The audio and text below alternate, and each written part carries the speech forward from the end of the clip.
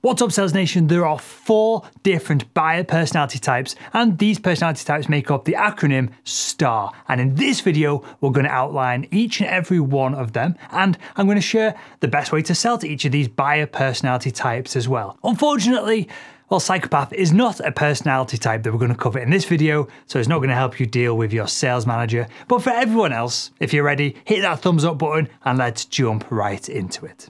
So first up, we have what we call the structured buyer personality type, which makes up the S in our STAR acronym.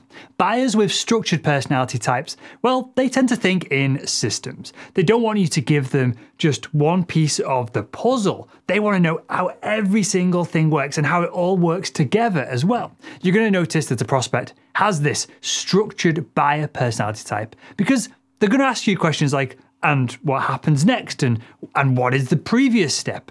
When selling to buyers with a structured personality type, well, you've got to give them all of the step-by-step processes that they're going to need to go from where they are right now to where they want to be. So if this is where they are right now, and this is the future self that they want to get to, whether that's cutting costs, reducing stress, whatever it is within the organization, their business, you've got to give them this process.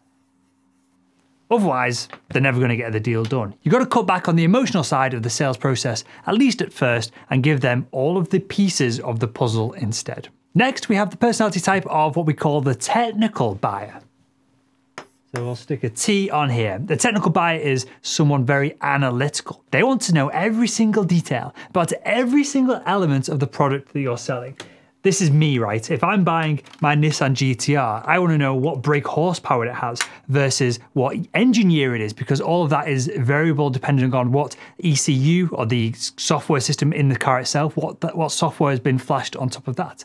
Now, as a technical buyer myself, I can sell to technical buyers pretty well. And these individuals tend to be the users of your product, the person driving the car, rather than maybe the real decision makers who are more senior within their positions within the organization that you're selling into. So, for example, if you're selling a software product, the technical buyers might be the individuals who actually physically use your software product on a day-to-day basis, or who manage the team that use it because they've got to know the ins and outs of it to be able to support their team, rather than the person who is sat in an office 50 miles away doing something completely different who gets to sign off on these purchases. They are very unlikely to be a technical buyer. Now, as long as you are an expert on your product and you give the technical buyer personality type enough time to ask questions, then these buyers are usually the easiest people to get on board.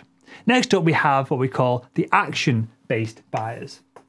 So stick an A on there. Buyers with this action-based personality type, well, they tend to be social butterflies. They're constantly in meetings, taking calls, and networking with everyone that they possibly can. Typically, buyers with an action-based personality type are charismatic, they're competitive, and they want to get shit done. Does that sound familiar?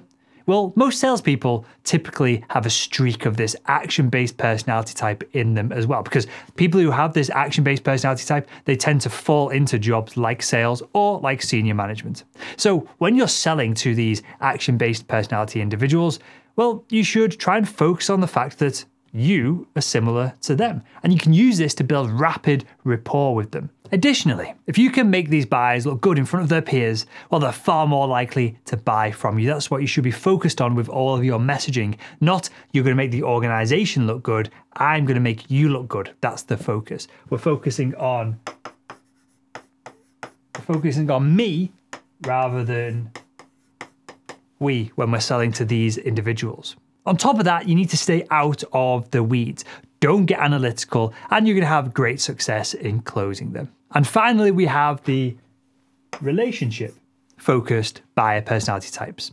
Buyers with a relationship-focused personality type, well, they used to run middle management in small, medium, and even the enterprise. They used to just all own that element of the corporate hierarchy. 20 years ago, salespeople would take these relationship-focused individuals out for a quick round of golf for the weekend. They'd take them out for lunches. They'd take them out of the office and they'd build these relationships and they'd get deals done.